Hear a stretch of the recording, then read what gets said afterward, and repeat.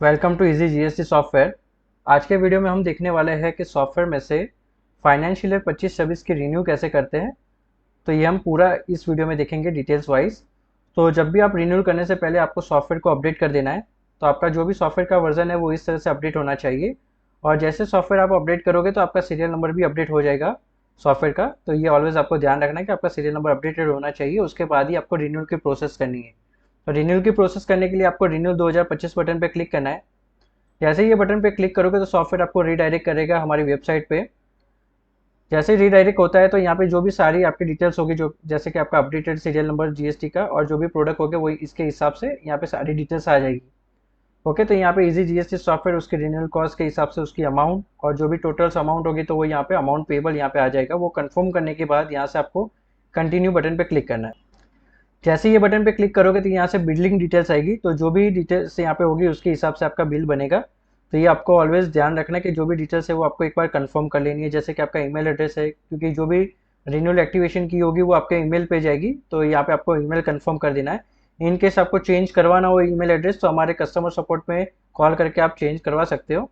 फिर उसके बाद अगर आपका जीएसटी नंबर है तो यहाँ पे जीएसटी नंबर ऐड कर दीजिए और उसका सर्टिफिकेट यहाँ पे अटैच कर दीजिए। ओके, और राइट साइड आप देख रहे हो कि जो भी आपका पेमेंट करने वाले हो उसकी जो सारी डिटेल्स यहाँ पे आ जाएगी। और इस पेमेंट को आप 3 मेथड से कर सकते हो, जैसे कि third party payment gateway, QR code and bank details. Third party से पेमेंट करोगे तो यहाँ पे आपको कन्वीनियंस फी भी चार्ज लग सकता है, तो वो आपको ऑलवेज ध्यान रखना है। और थर्ड पार्टी से आपको क्रेडिट कार्ड, डेबिट कार्ड या एनईएफटी, आईएमपीएस ऑनलाइन ट्रांजेक्शन तो आपको पेमेंट करना तो कर सकते हो। इसके अलावा यहाँ से क्यूआर कोड है, अगर क्यूआर कोड से करना चाहो तो यहाँ से क्यूआर कोड का बटन है वो क्लिक करिए, तो यहाँ से क्यूआर कोड ओपन हो जाएगा। उसको स्कैन करके फिर स्कैन करके उसका यूपीआई रेफरेंस नंबर और उसकी जो स्क्रीनशॉट है जो पेमेंट सक्सेसफुली का वो यहाँ पे अटैच करना है। सेम यहाँ से आपको NEFT, IMPS, RTGS through bank से पेमेंट करना हो तो यहाँ से हमारी बैंक डिटेल्स बटन पे क्लिक करना है।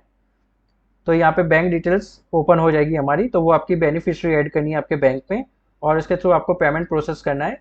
वो होने के बाद यहाँ पे सेम उसका ट्रांजेक्शन नंबर और उसकी रिसिप्ट आपको यहाँ पे अटैच करना है। और यहाँ पे भी सेम आपको टर्म्स एंड कंडीशन सेलेक्ट करने के बाद यहाँ से कैप्चा और यहाँ से आपको कंटिन्यू करना है। ओके, तो हम एक प्रोसेस करेंगे, जैसे कि हमने बैंक और आईएमपीएस थ्रू हमने पेमेंट किया है तो वो यहाँ पे सिलेक्शन करेंगे। उसके बाद यहाँ पे रेफरेंस नंबर, जो भी रेफरेंस नंबर है वो यहाँ पे सिलेक्शन करने के बाद यहाँ से अटैच करेंगे। पेमेंट की रिसिप्ट अटैच करने के बाद यहाँ से आप सिलेक्शन करना है और यहाँ से आपको कैप्चा डालना है और यहाँ से आपको कंटिन्यू कर देना है। पेमेंट प्रोसेस होने के बाद आपको सॉफ्टवेयर को एक बार क्लोज कर देना है। फिर आपका जो भी रजिस्टर्ड मेल एड्रेस है वो मेल एड्रेस आपको ओपन करना है, तो उसके ऊपर आपको आपकी रिन्यूअल एक्टिवेशन की आ जाएगी। तो यहाँ पे मेल एड्रेस में आप चेक करो तो यहाँ पे आप मेल रिसीव हो गया है, जैसे कि यहाँ पे परचेस जो भी ऑर्डर है वो अप्रूव हो चुका है। और दूसरी चीज़ यहाँ से अपने को सॉफ्टवेयर प्रोडक्ट की भी यहाँ पे रिसीव हो चुकी है जीएसटी के लिए, तो वो आप यहाँ पे देख सकते हो आपके मेल एड्रेस में। और फिर वापस से आपको सॉफ्टवेयर स्टार्ट करना है। तो सॉफ्टवेयर स्टार्ट करोगे तो यहाँ पे आप देख रहे हो कि यहाँ पे फाइनेंशियल ईयर 25-26 आ गया है। तो फाइनेंशियल ईयर 25-26 सेलेक्ट करने के बाद यहाँ से आपको लॉगिन बटन पे क्लिक करना है। तो यहाँ पे एक टैब ओपन होगा, तो यहाँ पे आपको प्रोडक्ट एक्टिवेशन की रिन्यूअल के लिए जो हमको जो रिसीव हुई है ईमेल एड्रेस पे वो आपको यहाँ पे एंटर करनी है। जैसे कि हमें ये की रिसीव हुई है तो उसको हम यहाँ से कॉपी कर लेंगे, पेस्ट कर देंगे।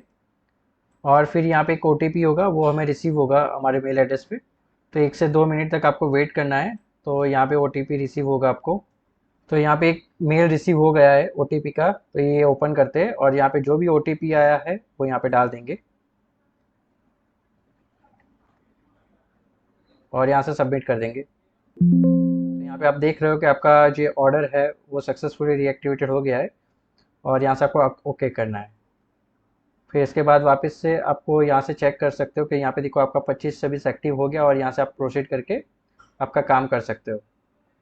ओके, और इसके अलावा भी आपको कुछ क्वेरी आती है एक्टिवेशन में या रिन्यू करने में, तो हमारा जो कस्टमर सपोर्ट नंबर है तो ये नंबर पे आप कॉल कर सकते हो ये टाइमिंग पे। ओके, और thank you so much for watching this video.